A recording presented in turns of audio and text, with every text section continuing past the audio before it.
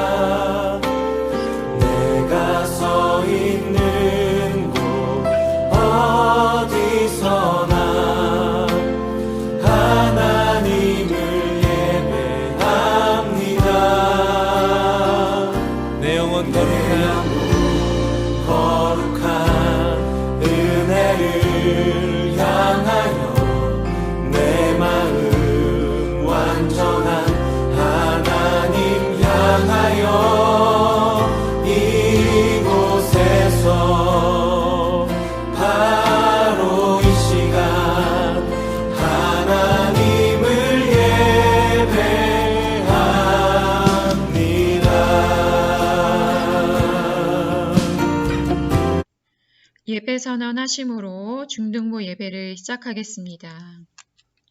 하나님은 영이시니 예배하는 자가 영과 진리로 예배할지니라. 다 함께 사도신경으로 우리의 신앙을 고백하겠습니다. 나는 전능하신 아버지 하나님, 천지의 창조주를 믿습니다. 나는 그의 유일하신 아들, 우리 주 예수 그리스도를 믿습니다.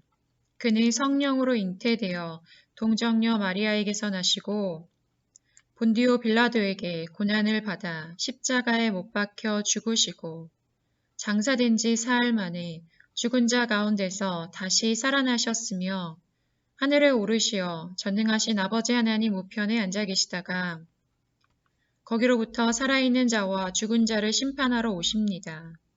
나는 성령을 믿으며 거룩한 공교회와 성도의 교제와 죄를 용서받는 것과 몸의 부활과 영생을 믿습니다. 아멘. 오늘 하나님께서 우리에게 주시는 말씀은 사도행전 6장 8절에서부터 15절 말씀입니다. 사도행전 6장 8절에서부터 15절까지 말씀을 우리 같이 읽도록 하겠습니다. 시작. 스데반이 은혜와 권능이 충만하여 큰 기사와 표적을 민간에 행하니 이른바 자유민들 즉 구레네인, 알렉산드리아인, 길리기아와 아시아에서 온 사람들의 회당에서 어떤 자들이 일어나 스데반과 더불어 논쟁할세. 스데반이 지혜와 성령으로 말함을 그들이 능히 당하지 못하여 사람들을 매수하여 말하게 하되 이 사람이 모세와 하나님을 모독하는 말을 하는 것을 우리가 들었노라 하게 하고 백성과 장로와 서기관들을 충동시켜 와서 잡아가지고 공회에 이르러 거짓 증인들을 세우니 이르되 이 사람이 이 거룩한 곳과 율법을 거슬러 말하기를 마지 아니하는도다. 그의 말에 이 나사렛 예수가 이곳을 헐고 또 모세가 우리에게 전하여 준 규례를 고치겠다 함을 우리가 들었노라 하거늘 공회 중에 앉은 사람들이 다 스데반을 주목하여 보니 그 얼굴이 천사의 얼굴과 같더라. 아멘.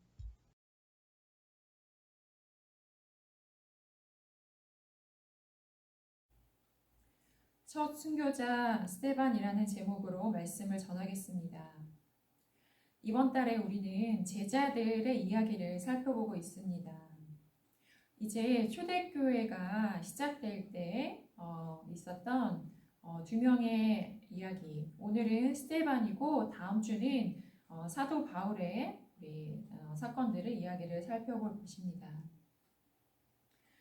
스데반은 초대교회에서 7집사를 선출하는데 그때 뽑혀서서 세움받은 사람입니다. 스데반이 출현하고 또 사라지는 것은 마치 밤하늘에, 여러분 밤하늘에 혜성을 본 적 있습니까? 영화 같은 데서 보면 혜성은 갑자기 나타나는데 아주 찬란하게 빛을 내뿜고는 곧이어 사라지잖아요. 마치 그 혜성처럼 나타나서 사라지는 것 같은 느낌을 줍니다. 그런데 잠깐이지만 그 스데반이 주는 울림은 이후 기독교 역사에서 아주 큰 울림으로 남아 있습니다. 그러면 우리는 이제 스데반이 순교하는 현장, 우리 초대교회의 첫 순교자인 스데반인데 스데반이 순교하는 현장으로 같이 떠나보겠습니다. 스데반은 고소 고발을 당해서 공회로 잡혀와서 많은 사람들 앞에 서 있습니다. 무엇보다도 그를 거짓 증언하는 거짓 증인들에 둘러싸여서 고소를 당하고 있습니다. 지금 스데반은 어떤 사람이냐? 초대교회 7집사 중에 하나로 뽑힘 받았다고 했는데 스데반을 묘사하는 구절이 이렇죠. 오늘 8절 말씀인데요. 스데반이 은혜와 권능이 충만하여 큰 기사와 표적을 민간에 행하니 라고 말씀하고 있습니다. 초대교회에서 7집사를 뽑을 때는 12사도가 구제하는 일까지 하는 것이 너무나 힘들고 버거운 일이어서 그래서 7집사를 뽑습니다. 그런데 7집사들이 한 일은 그런 구제와 봉사뿐만이 아니라 오늘 스데반을 보듯이 복음을 증거하고 하나님이 주시는 능력을 나타내며 큰 기사와 표적들을 행하는 일도 집사들이 감당하고 있었습니다. 스데반은 그래서 복음 전도를 위해서 회당에 자주 갔던 것으로 보여요. 오늘 이제 공회에 고소당하기 전에 회당에 간 내용이 오늘 본문 말씀 9절과 10절에 나오는데 9절을 먼저 보면 이렇습니다. 이른바 자유민들 즉 구레네인, 알렉산드리아인, 길리기아와 아시아에서 온 사람들의 회당에서 어떤 자들이 일어나 스데반과 더불어 논쟁할세. 여러분 여기서 이제 자유민들이라고 하면서 구레네, 알렉산드리아, 길리기아 이런 사람들이 회당에 모여 있는데 이건 무슨 뜻이냐면 유대인들이 예루살렘, 이스라엘 지역에 쭉 역사적으로 살아온 유대인들도 있지만 이스라엘이 멸망하면서 제국들에 의해서 노예로 끌려가서 여러 나라에 흩어져서 살던 사람들이 있는데 로마 제국으로 바뀌면서 그들에게 자유를 주면서 노예로에서 풀려나게 해서 자유가 된 사람들이 있어요. 그래서 그 자유민이 된 유대인들이 이렇게 여러 나라에 다른 나라에 흩어져서 살던 유대인들을 우리는 이제 헬라파 유대인이라고 하는데 이런 유대인들이 예루살렘에 왔을 때 그들이 모이는 회당이 있었던 거예요. 근데 그 회당에서 스데반이 복음을 전하자 그들이 그것을 듣고 그 복음에 반대하면서 논쟁을 벌이는데 여기서 이제 9절에 이어서 10절에서 이렇게 말하죠. 스데반이 지혜와 성령으로 말함을 저희가 능히 당하지 못한다라고 말씀하고 있습니다. 복음의 말씀을 전하는 스데반을 그들은 당해낼 수가 없었습니다. 그들은 율법에 능통한 자요. 그들은 모든 율법을 지키고자 하는 사람들이었지만 복음을 누르고 복음을 이길 사람들은 아무도 없었던 것입니다. 복음은 하나님의 능력입니다. 그것만으로도 충분히 차고 넘치도록 확신을 가질 수 있는 복음, 성령님께서 스데반의 입에 논쟁할 것, 그리고 지혜로운 말, 복음의 말을 넣어주셔서 사람들에게 복음을 전하는데 복음을 거부하는 사람들은 하나님을 거부하는 것이죠. 이렇게 회당에서 스데반이 복음을 전하자 스데반을 능히 이기지 못함을 알고는 이제는 사람들은 스데반을 고발해서 공회로 붙잡아 오게 합니다. 스데반을 붙잡아 오게 하기 위해서 이렇게 설명하고 있죠. 11절, 12절 말씀인데요. 사람들을 매수하여 말하게 하되 이 사람이 모세와 하나님을 모독하는 말을 하는 것을 우리가 들었노라 하게 하고 백성과 장로와 서기관들을 충동시켜 와서 잡아가지고 공회에 이르러 이제 스데반을 고소하고자 사람들을 매수해서 스데반에게 죄목을 씌우고 공회로 이렇게 붙잡아 왔던 것입니다. 그리고는 스데반을 공회에 세우고 이렇게 스데반에게 죄목을 덮습니다. 13절 14절 말씀인데요. 이렇습니다. 거짓 증인들을 세우니 이르되 이 사람이 이 거룩한 곳과 율법을 거슬러 말하기를 마지 아니하는 도다. 그의 말에 이 나사렛 예수가 이곳을 헐고 또 모세가 우리에게 전하여 준 규례를 고치겠다 함을 우리가 들었노라 하거늘. 여러분, 거짓 증언자들이, 거짓 증인들이 스데반에게 씌우는 죄목들은 요약을 하자면 스데반이 모세 율법과 성전을 모독했다는 것입니다. 복음을 반대하는 사람들, 복음을 반대하는 자들이 말하는 것, 주장하는 것은 정말 매우 그럴싸합니다. 역사적으로 초대교회로부터 해서 현대에 이르기까지 복음을 반대하는 세력들은 끊임없이 있어 왔습니다. 이제 초대교회 때 복음을 반대하며 복음을 전하는 스데반을 그렇게 모함하던 유대인들은 자신들이 율법을 맡은 자요. 그 율법은 자신들이 하나님의 백성을 나타내주는 것이고 또한 성전은 그들이 제사를 지내는 곳 신앙의 중심이었습니다. 그런데 그들이 생각하기에 율법과 성전을 모독한다는 것은 바로 자신들의 모든 것을 모독하는 것, 또한 하나님을 모독하는 것이라고 생각해서 스데반에 대해서 분노하고 어떻게든 스데반을 복음을 전하지 못하도록 하고 있는 것입니다. 근데 이렇게 유대인들이 율법과 성전을 귀하게 여기고 있는데 그들이 율법과 성전의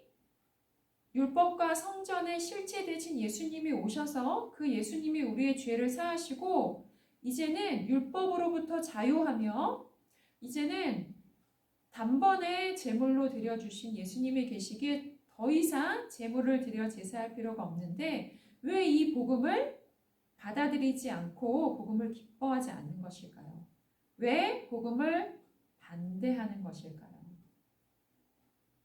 우리가 다 읽진 않았지만 스데반이 이어서 이제 7장에서 유대인들의 주장, 스데반에게 거짓 증인들로 통하여서 죄목을 씌우는 그것에 대해 변론하는 내용이 나오는데 그 내용을 통해서 그들이 주장하는 바를 알 수 있습니다. 스데반이 변론할 때 이렇게 내용을 전개하는데 우리가 7장을 뭐 다 볼 수 없지만 요약해서 보면 이렇습니다. 어떻게 해서 율법과 성전이 시작되었으며 즉 히브리의 역사를 다 이야기해 가면서 그것을 밝혀냅니다. 그래서 최초의 히브리인 즉 유대인의 조상인 아브라함부터 시작해서 율법과 성전이 어떻게 발생했으며 하나님께서 그것을 주신 참된 의미, 참된 신앙의 본질이 무엇인지 말하고 있는데 이 내용을 토대로 해서 율법과 성전을 모독하는 것은 바로 유대인들, 당신들이다라고 말하고 있습니다.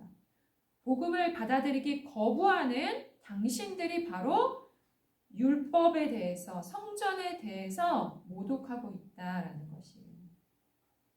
이들이 어떻게 율법과 성전을 붙잡고 있느냐 하면 바로 형식적인 의식과 전통에 사로잡혀서 자신들이 율법을 다 지켜내고 성전에서 제사를 드리는 것이 자신들의 자랑이요, 자신들의 의가 되고 있어요. 그렇기 때문에 진리 대신 예수님이 오셔서 복음을 전하셨는데 받아들이지 않고 예수님을 십자가에 못 박아 죽게 했잖아요.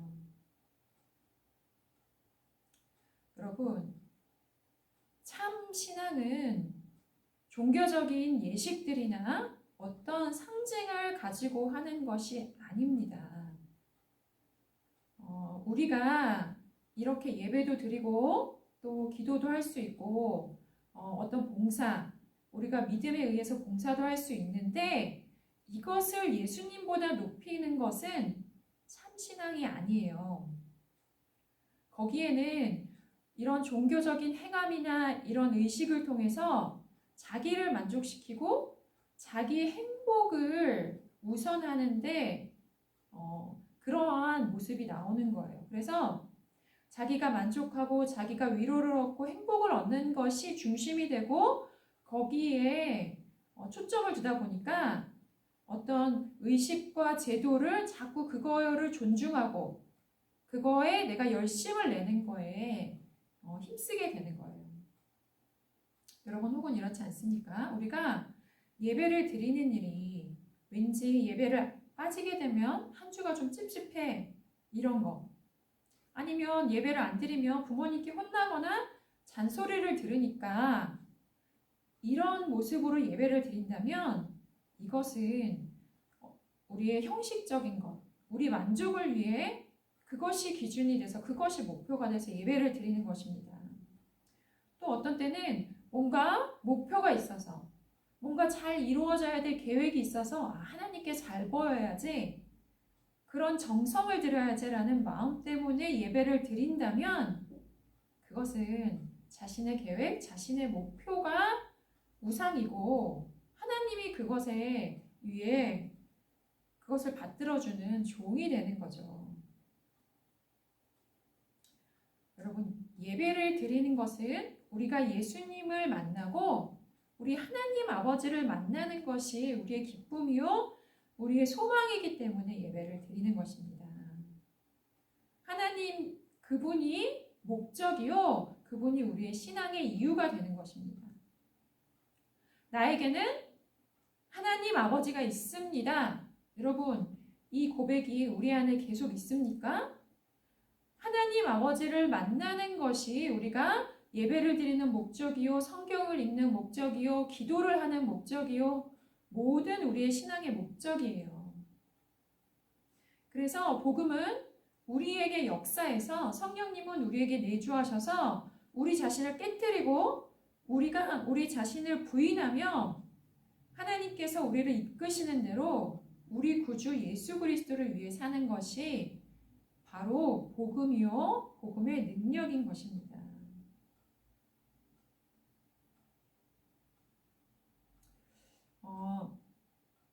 여기서 복음에 반대했던 자들, 이 당시 유대인들에게 성전이 중요했던 이유는 어떤 경제적인 이유도 있었어요. 성전에서 제사 지내는 이 활동을 통해서 많은 경제적인 수익을 얻었기 때문에 성전에 대해서 모독하고 성전에 대해서 헐뜯는 것은 자신들의 경제적 수익, 이것을 무너뜨리는 행위이기 때문에 그래서 더 분노하고 분개했습니다. 그 사람들은 진정으로 하나님을 섬기는 것이 아니라 자신의 돈 주머니를 섬기는 그런 사람들이었던 거죠. 이런 모함들, 거짓 증인들로 고소당한 자리에 서 있는 이 스데반은 어떻습니까? 스데반의 얼굴이 천사와 같았다라고 말씀하고 있습니다. 스데반은 자신이 이 거짓 증인들에 의해서 신성 모독죄의 선고를 받게 된다면 바로 돌에 맞아 죽게 되는 상황이지만 어떤 두려운 모습이 전혀 없는 그런 얼굴빛입니다. 여기서 천사의 얼굴이란 어떤 마냥 해맑고 그런 웃는 얼굴이라는 그런 뜻만으로는 보이지 않고요. 하나님의 뜻, 복음을 전하겠다는 그런 결연한 의지가 있는 표정이다라고 설명을 해주시는 목사님이 있는데 그 뜻이 맞는 것 같습니다. 내 온 중심을 다해서 진리를 지켜내겠다. 그런 의지에 가득 찬 그 표정이 천사의 얼굴과 같아 보였다는 것입니다. 그래서 스데반은 성령에 붙들린 바 되어서 이제 결과적으로 돌에 맞아 죽게 될 상황인데 그때 스데반의 모습은 이렇습니다. 7장의 55절과 56절 말씀인데요. 잘 들어보세요. 스데반이 성령 충만하여 하늘을 우러러 주목하여 하나님의 영광과 및 예수께서 하나님의 우편에 서신 것을 보고 말하되 보라 하늘이 열리고 인자가 하나님 우편에 서신 것을 보노라 한데 하늘의 영광을 보면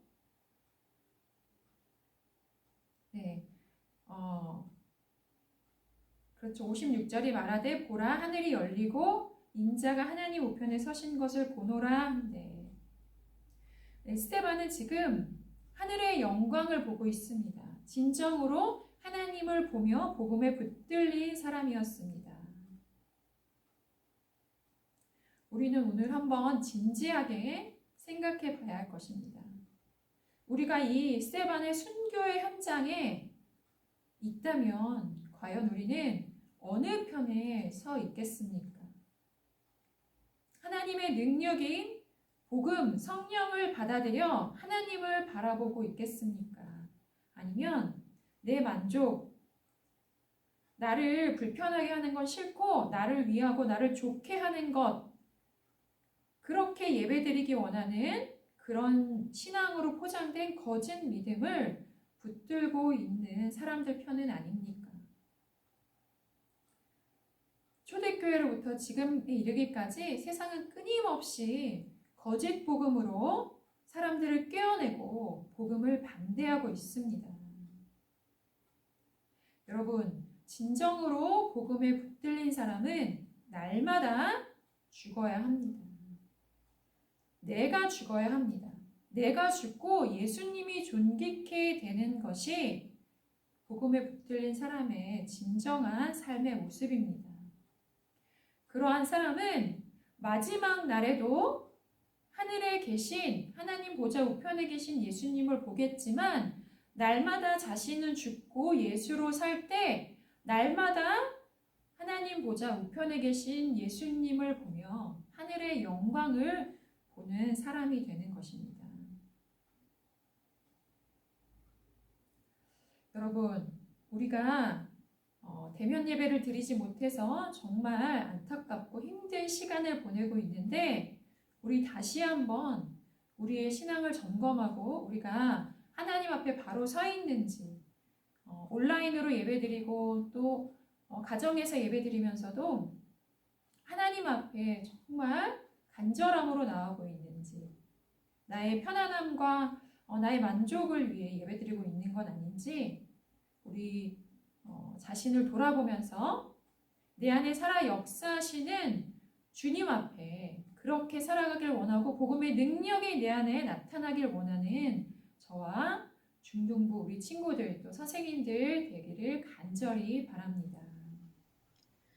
우리 말씀을 가지고 기도하겠습니다. 먼저는 우리가 형식주의나 자기 만족이 아닌 진정한 복음에 붙들려 살아가게 해달라고 오늘 주신 말씀을 통해서 깨달은 바를 하나님께 간구하며 나아갑시다.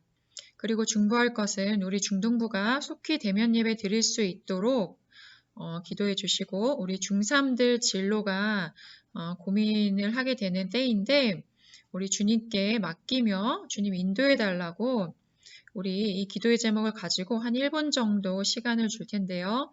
우리 친구들 자신의 소리를 내어서 기도하고, 그리고 기도의 시간을 다 채우지 못하겠거든.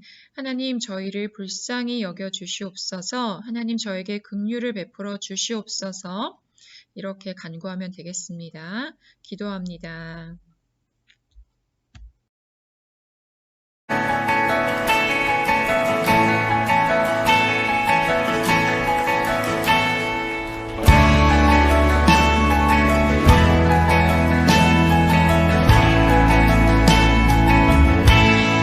시작된 내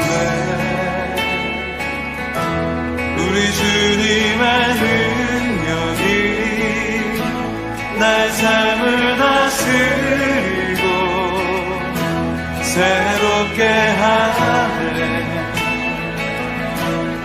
자유하네. 죄와 사망으로부터 나의 삶은 변하구나. 충만하네.